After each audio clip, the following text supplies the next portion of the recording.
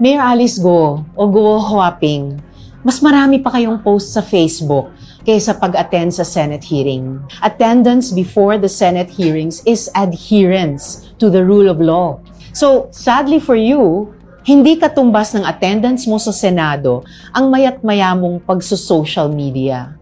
Paano ka magkakaroon ng peace of mind kung palagi ka nalang iiwas sa mga tanong? Kung nakakalimutan mo, pinapatawag ka dahil nasa gitna ka ng pang-aabuso ng pogo sa mga batas namin na hinayaan mong lumawak dahil sa impluwensya mo bilang mayor. Nagsinungaling ka tungkol sa koneksyon mo sa pogo. Nagsinungaling ka tungkol sa pagkatao mo. At kada login mo sa Facebook, may bago ka na namang iniimbento. Huwag kayong mag-alala, hindi kami fixated sa'yo. Allergic lang kami sa mga sinungaling. Ako nakakahiya kasi pupunta sana ako dyan sa Bamban at mamimigay nung ayuda ba. Ayun, tapos titingnan ko yung DSWD, chu-chu-chu. Tapos magbibigay pugay sa mayor. Hinahanap ko ngayon yung mayor. Ang dumating, itong cute na China. Sabi ko, saan po yung mayor? Tapos sabi niya, ini-English ko pa noon. Tapos dire-diretso, tatas mag-Tagalog eh. Sabi niya, no, I'm the mayor. Ako po yung mayor. Hindi, yung totoong mayor, hindi ikaw. Alam ko, ikaw ang bossing dito kasi ang daming alalay, lahat ng fans niya, andun nakasunod. Tapos sabi niya, hindi, ako talaga yung mayor. Sabi ko, talaga? Tapos tinatanong ko yung mga Pilipino doon. Tapos sabi nila, hindi, yan talaga yung mayor. Siya nagbibigay ng trabaho. Naku, talaga lahat sila sumusunod sa kanya. Kaya eto nga, naguguluhan ako dito sa investigasyon dahil nung una pa, nagdududa akong Pilipina siya. Pero sigurado na yung mga tao doon, talaga nabigyan niya ng trabaho, ng tulong, kung ano. Kaya lang, eto nga, imbestigahan daw natin dahil para sa akin, palibasa may karanasan ako tungkol dyan. Wala pang pangalan na Pogo. Meron na kaming mga nagsusugal na galing sa China, galing sa kung saan. Doon sa Fort Ilocanda sa Lawag. Ngayon, katok ako ng katok dyan sa Fort Ilocanda. Hanggang sinabi sa akin, magtanong ka dyan sa PAGCOR. Governor ako noon. Sulat ako ng sulat sa PAGCOR. Sabi ko, sino ba ito? Dumadagsa na yung mga foreigner dito. Hindi na namin kilala. Sabi ng PAGCOR, hindi. Kompleto ang papeles niyan. Di nagmukha kaming ewan. Tapos tameme na lang. Tapos nagdadatingan yung Bureau of Immigration. Ganun din ang sabi. Kompleto daw ang working visa. Kaduda-duda naman mga itsura. Tapos nakahuli pa kami ng mga credit card scam doon sa airport. Pinalabas lang. Binaliwala kami lahat. Yung iba, natuklasan namin, may passport pa, bilib ka, pati DFA sangkot. Tapos, nung susugurin na ng mga pulis na lokal, yung lugar, nagsilabasan yung mga bodyguard nila. Akala ko kung sino yung bodyguard na yon, mas sikat pa sa sikat, bihira, mga VIP Social Security ng PNP mulang Maynila. My goodness, talaga. Kaya, ngayon, hinahabol lahat, Bamban, Pora, kung saan-saan sa Clark, lahat ng local government.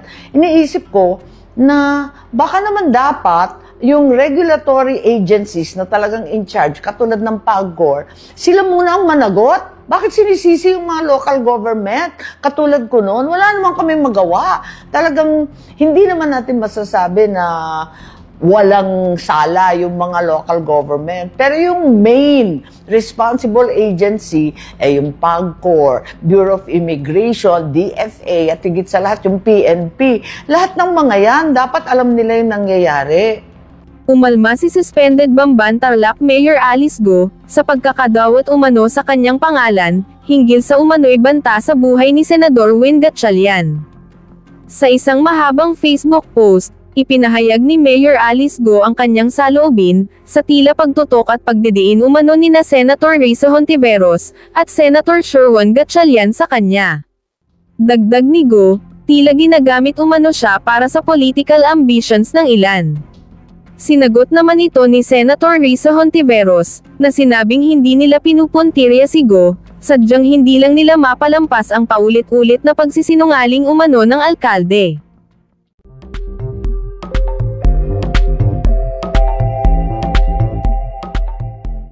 Good morning, Katrina. Good morning to our televiewers. Senator, it's been almost 2 weeks since you submitted a letter to the Pasay City Police asking them to look into the threats made against you in connection with the Pogo investigations in the Senate.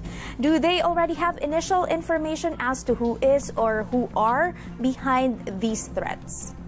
We submitted 2 letters, one to the Pasay Police Station because they have jurisdiction over the Senate, and then number 2 to the internal security team of the Senate, so that everything will be recorded and put in the books.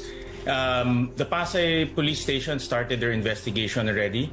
In fact, they have requested for a meeting with my own political and security staff to determine whether the threats are real or the threats are just being perpetuated by certain individuals.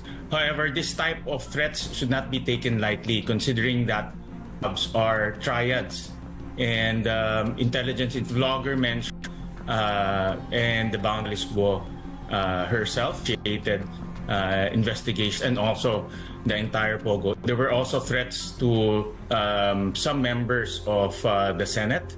And we recorded and we transcribed the narration of this vlogger and given a copy to the Pasay Police Station. Senator, have you been in touch with the mayor's camp? I understand that the mayor is still in hiding, but at least with her lawyer to verify this claim. No, I haven't gotten in touch with her. I gave all the records to the Pasay Police Station to verify. I will allow them the flexibility to do their own investigation. They're the experts. They're the professional in this field. So.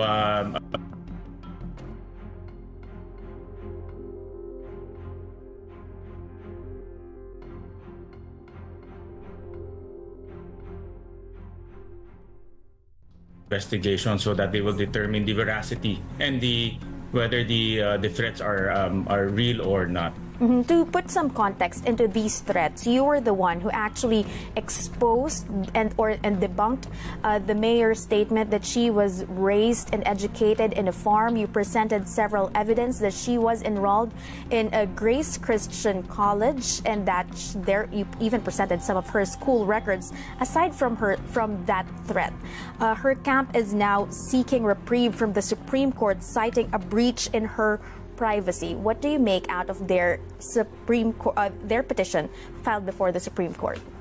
Well, I haven't read the petition that they filed in the Supreme Court, but the Supreme Court respects the separation of powers, being a co-equal branch in our government setup, and the Senate is doing this in aid of legislation. We have to determine the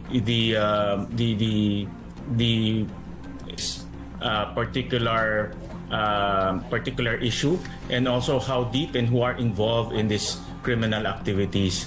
Definitely, the angle that we are pursuing against Alice Go or Go Huaping is the late registration angle, and we all know that the late registration has been widely abused now and in the past. The nationality of Go Huaping, there to be Filipinos, became Filipinos. Since you already mentioned the proliferation of 200 fake birth certificates were found in Davao del Sur, what can the Senate actually do to address this problem? How can the current law on the late registration be amended for us to have more safeguards against using this policy by illegal actors? We will definitely reform the entire birth certificate process in our country. The process was designed to make it easier for our constituents, our own people, to access, to get birth certificates. It was devolved to local government units.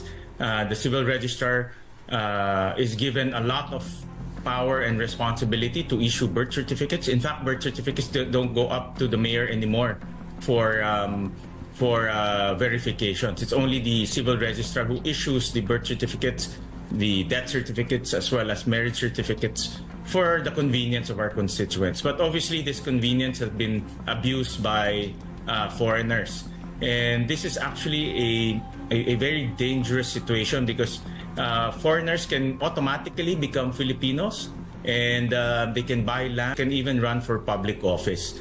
And there are now news reports that a lot of foreigners are buying land in some parts of our country.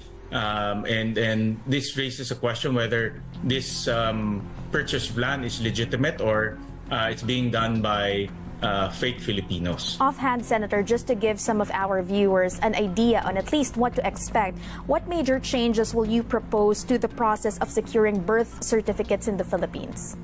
Well, definitely there should be accountability from the first step. For example, if you look at the birth certificate, it will ask you whether you are born in a hospital or through a midwife or through even hilot through that process.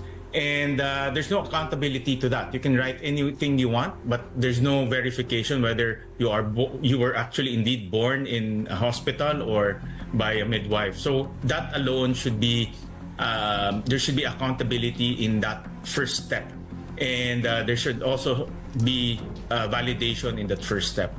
Second is the whole structure of our civil registrar. Right now, National has no administrative power over the civil registrar, even though they are the custody of our actual birth certificates. So we will also look at ability will also be more pronounced. And how soon can we expect this law to be passed, considering that, as mentioned in previous reports, the legislative branch is expected to be quite busy with processing the priority bills of the president as well as the upcoming 2025 midterm elections? We already urged the PSA to come up with administrative reforms. They don't have to wait for a law to reform their process and individuals. Senator Gatchalian, let's go back quickly to current Senate investigations. The Senate has already issued an arrest warrant against Mayor Go and some of her family members, but they have yet to be found. How optimistic are you that they are still in the country? Based on our information from the Bureau of Immigration, they're still here.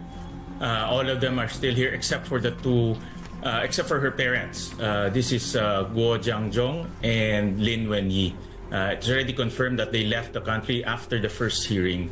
So far, with our coordination with the Bureau of Immigration, the individuals that were in the country, they have not left or used our formal exit channels, for example, the airports and the seaports. So they're still here. And our Senate security team has been coordinating with the PNP and the NBI to seek their assistance to locate these individuals. But unfortunately, so far, we don't have any news on their whereabouts. We understand, Senator, that the Senate has already prepared a detention facility for Mayor Go and her relatives. But Senate President Cheese Escudero earlier told reporters that the chamber will at least consider the possibility of allowing Mayor Go to use gadgets should they be detained in the Senate. How necessary is it to accord this kind of exemption or privilege to the Bamban mayor? Well, I have not talked to the Senate President himself yet, but I would suggest to the Senate to continue with our current rules of not allowing detained individuals to have access to cell phones and to gadgets. We don't know who are they communicating. As I said, the people behind these POGO activities are not ordinary local criminals. These are triads. These are organized criminals abroad, and they have money, they have connections, they're well entrenched in our country, and it will be very dangerous for these detained people to have access to these organized individuals or organized criminal syndicates. I will strongly suggest to keep the current rules of not allowing devices inside the detention cell. Senator Gatchalian, yesterday or earlier this week, your Senate Committee on Ways and Means conducted a hearing to discuss laws or bills that would finally ban POGOs here in the Philippines. Tell us, based on that hearing, how are POGOs being used in money laundering schemes here? Well, almost 90% of our resource persons, from government enforcement agencies to the Department of Finance to the NEDA, all recommended to ban POGOs already. The main argument of POGO, the main argument for the existence of POGO in the Philippines is they contribute to government coffers. but no less than the Department of Finance yesterday was very clear that they are in agreement to ban POGOs as they create a lot of negative perception about our country. And the cost, definitely, the social ills, the social cost definitely outweighs the benefit that POGOs contribute to our economy and to government coffers. So, having said that, I think it's really I think government should really already argument of contribution to the economy is not already a sound argument. The Courts of Appeals order in the case of the money laundering, and we saw in the report that billions of pesos came into our system without being reported to the SEC or without being declared in financial statements. And it's obvious that a facility like in Banban, which cost more than 6 billion pesos, all of a sudden sprouted without any detection on how the money came to our country. And it's only now, because of this investigation, that the AMLAC managed to detect that illegal or illicit money came into the country, and it went to certain individuals, and these certain individuals did not declare it, and these certain individuals also made payments to corporations and to individuals in our country without declaring it. So it's not only, the country is not only becoming a POGO hub or a human trafficking hub. With this Banban POGO hub, the country is also becoming a money laundering hub if we don't stop this immediately. Right, and there will be repercussions with regard to our financial viability as a country if that is not stopped. But Senator, what's appalling to me is that we see a lot of these on the news, these big facilities in Bamban, also in Porac, and yet we do not see big fish being caught by authorities. Walang nahuhuli na malalaking bosses, POGO bosses. All of them seem to have been able to fled the country or were tipped off that they will be arrested or that an operation will be conducted. What loopholes do you see in the law? Why is this happening? Well, we have apprehended, we've not apprehended, but we have identified one of the so-called big bosses, and that's Guo Huaping. She's now in hiding, but I'm very confident that eventually the long arm of the law will apprehend her. We've already identified some of her partners who are also embroiled in money laundering and other criminal activities in another country. That's why we want to continue the hearing and focus on now who are the people behind all of these POGO hubs and POGO activities in our country. At the end of the day, it's important to file cases. It's important to put people behind bars. It's important to prosecute all of these criminal individuals, and that's the objective of the hearing: is to gather names and to make sure that these people are put in jail. Senator, while we have to get hold of actual people to hold them accountable for this POGO mess, what measures can be passed to make sure that the government can make use of these abandoned properties? Well, there are several proposals on utilizing these abandoned properties. Definitely, these properties can be utilized and put into good use. Government has now possession over these properties, and we've received proposals on converting it into a school, or converting it into a hospital, or converting it into housing. So definitely government can put this into good use. I understand some of the POGO hubs, for example, the one in Las Piñas, is now a halfway house for individuals who want to go back home to their own provinces. So the SWD converted it into a halfway house for those individuals. Okay. in my honest opinion, it would be better if it could be a revenue-generating facility for the benefit of our taxpayers and our countrymen. Senator, let's now talk about your proposal in banning POGOs here. You have the support of several economic managers. The DOF said that they are not supportive of POGOs. Socio-economic planning Secretary Arsenio Balisacan is also against POGO operations here in the Philippines. Tell us, what will be the key points of your proposed measure that you will present in plenary? Well, definitely, like I said, the main argument of POGOs is they give revenue to our country. And that has been debunked already by the Department of Finance. The Department of Finance is the lead agency raising revenue. And they're saying that these revenues are useless if we have crime in our country, and this sector is bringing in criminal activities to our country. It's not commensurate to the revenues that they are generating. So moving that argument aside, there's no concrete argument for the existence of POGOs in our country, and we just need to move forward and ban them. In our investigation and a lot of the information that we got, POGOs became the gateway for these criminal syndicates to come into our country because we give them licenses and they're allowed to bring in people. We essentially gave them a green light to bring in anyone they want and operate in our country. And because of the sheer money or the amount of money that they brought in, that they can also bring in, they can also buy their way in our country and increase their network. So I always believe that we should not sacrifice peace and order, and we should not sacrifice the well-being of our constituents. Peace and order should always be the top priority over income.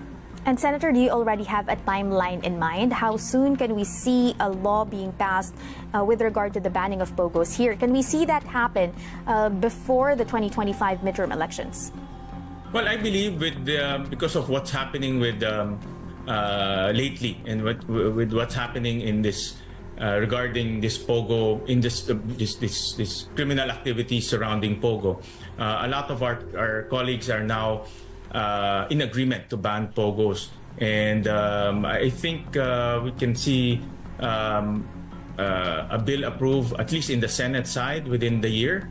Hopefully sooner, because we're as you mentioned, we're going into campaign mode by October, but we're going to push hard to get this banned. But definitely, the law is one avenue to ban POGOs, but if the president will say that POGOs are no longer beneficial to our country, then he can immediately revoke all the licenses and ban POGOs, and that is quicker than passing a law. Speaking of the president, I've always been curious. What are your thoughts with regard to the president still not making a pronouncement on POGOs? His economic managers, the PAOK, a panel under the office of the president, have all recommended to ban POGOs here, or to some extent. Why do you think is the president holding off that announcement? I haven't talked to the president lately about this issue, and I cannot speculate on why. But definitely knowing him, that he is monitoring this situation very carefully, and I hope that during the SONA he will make that pronouncement just to ban POGO. He has the power to completely stop this operation, just like when we stopped Isabong in the past. And I'm very sure that the president is monitoring all the activities surrounding this controversial POGO, and my wish is for him to clearly declare during the SONA that POGO is no longer welcome in our country. And we will have to wait and see if that expectation happens on Monday. Thank you so much for making time for us this morning, Senator Sherwin Gatchalian. Thank you very much, Katrina. Sa parte niyo po, nakapag-submit na po kayo ng komento para po doon sa petisyon nila sa Korte Suprema? Yung Senate lawyers natin ang nag-aasikaso niyan. Mga ganito, institutional kasi ang epekto niyan. So, buong institusyon ang re-responde. At sa pag-alam ko, naghahanda na sila ng kanilang reply dito sa petition na i-file nila Alice Go. At ako naniniwala naman ako na magtatagumpay ang Senado dahil co-equal branch ang Senado at ito ay ginagawa naman natin in line with in aid of legislation at marami na rin mga naging desisyon dyan pagdating sa ganitong in aid of legislation. Okay. Yes, totoo po yun. That is one of the legislative power. Ano? So talaga pong in aid of legislation, pwede pong ipatawag talaga yung mga resource person. So, ano po ba ang ine-expect ngayon na si Mayor Guo po ba nandito pa kaya sa Pilipinas? Sa mga information namin galing sa Bureau of Immigration, nandito pa. Si Alice Guo, si Go Huaping ay nandito pa. Sa mga formal, yung mga formal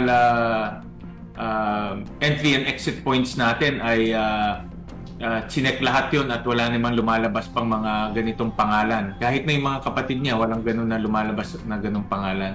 Of course, ito yung mga formal entry and exit points natin. Pero alam rin naman natin may mga informal tayo, no? Tulad nung tinatawag nating backdoor or baka lang mayroong mga iba pang mga paraan para umalis siya ng bansa na hindi madedetect ng Bureau of Immigration. Tama po yun, Senator, kasi siyempre marami tayong mga pwedeng mapuntahan ng mga taong gusto umalis sa backdoor nga.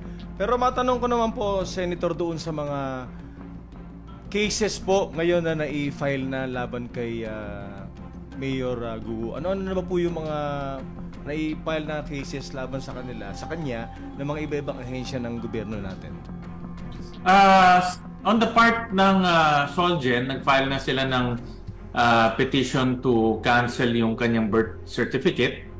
At alam ko, padating na rin yung warrant to para matanggal siya sa pwesto. Nag-file na rin ang PAOK ng human trafficking case laban sa kanya.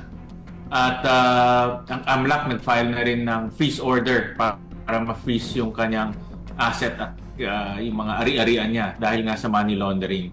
So far, itong tatlo ang naka-file. Pero alam ko may mga ipa-file rin ang COMELEC na narinig ko sa balita na magpa-file po ang COMELEC. Mag-investigate rin sila on their own dahil nga masyado naman obvious na itong mga nangyayari. At pangalawa, alam ko ang BIR rin ay mayroon rin silang sariling investigation ngayon dahil nga hindi nagtugma yung SALN at yung tax returns ni Alice Guo. Senator, matanong ko lang po, based on yung mga previous hearings na nangyari, no?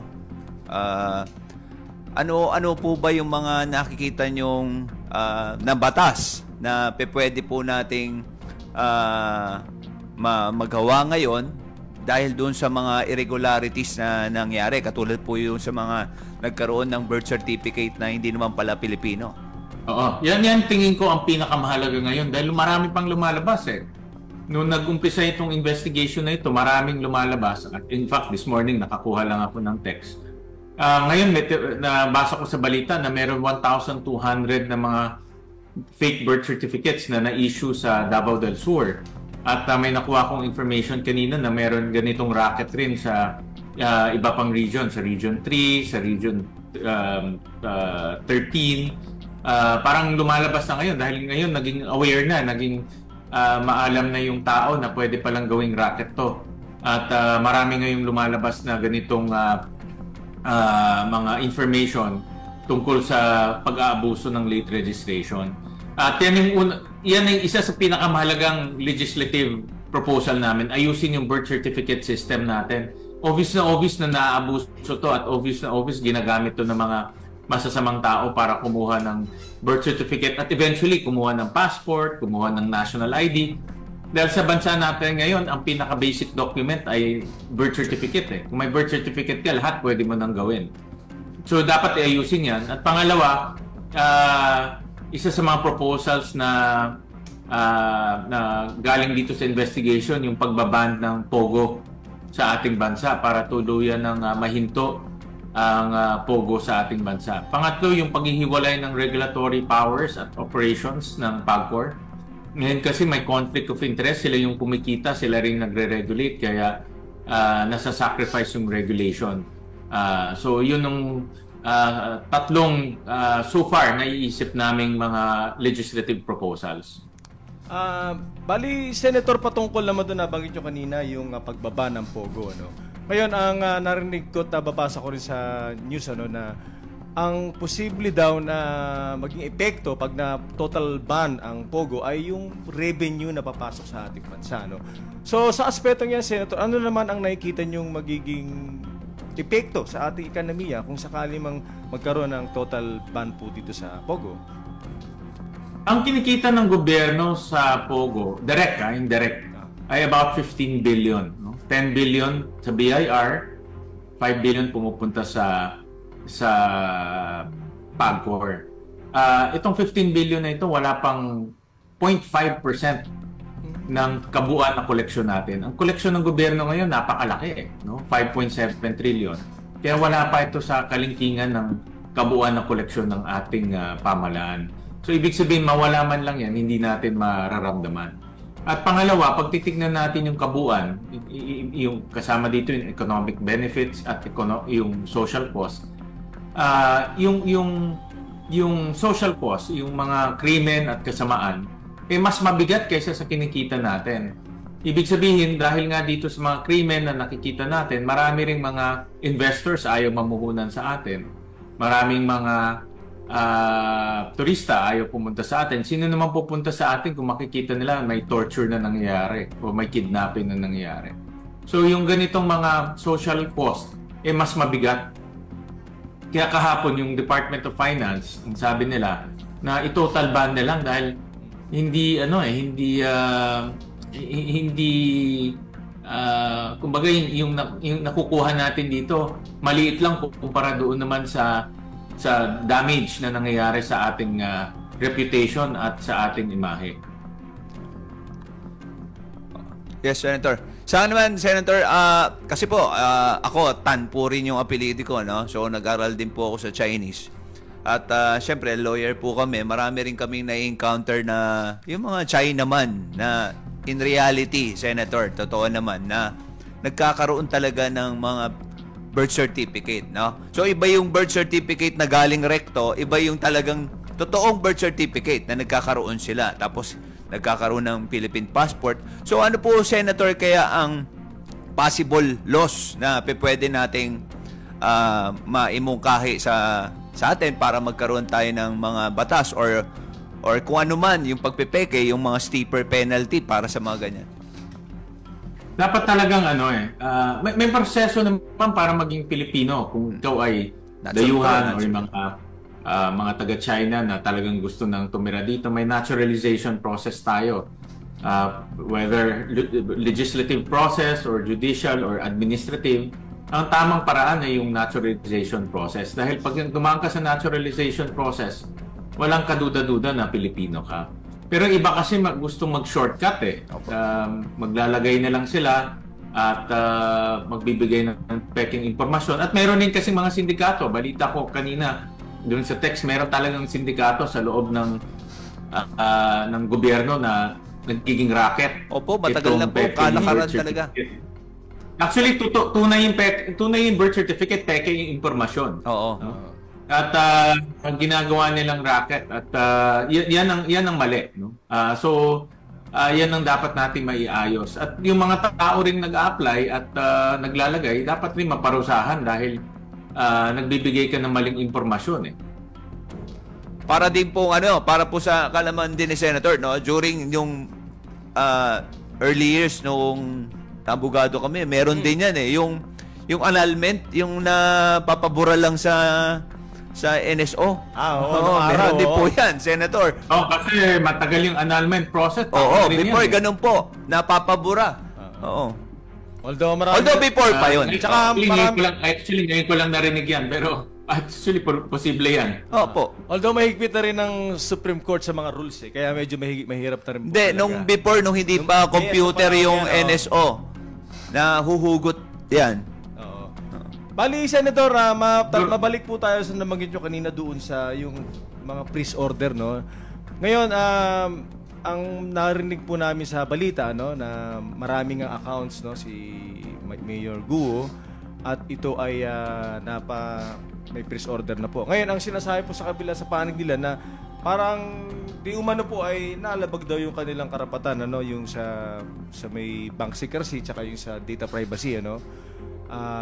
Dahil parang, well, nasabi daw sa publiko yung mga account nga, although hindi naman nabanggit yung individual na specific account number, no? So ano po, Senador, ang inyong masasabi naman patungkol sa mga kanilang mga gano'ng reaksyon? Sa panig namin, wala naman galing sa Senado na divulge tungkol doon sa petition for freeze order at yung freeze order itself.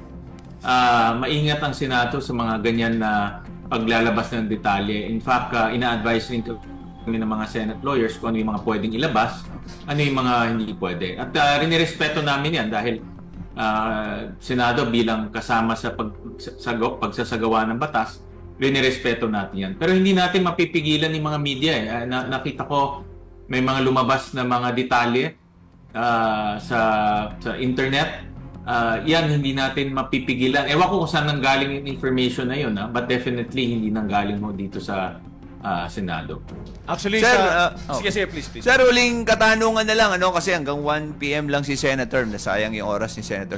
Regarding po doon, sir, sa death threats daw na natatanggap ninyo, kamusta na po yung, meron na bang link kung mahuli ba yung mga nagbibigay ng death threats sa inyo?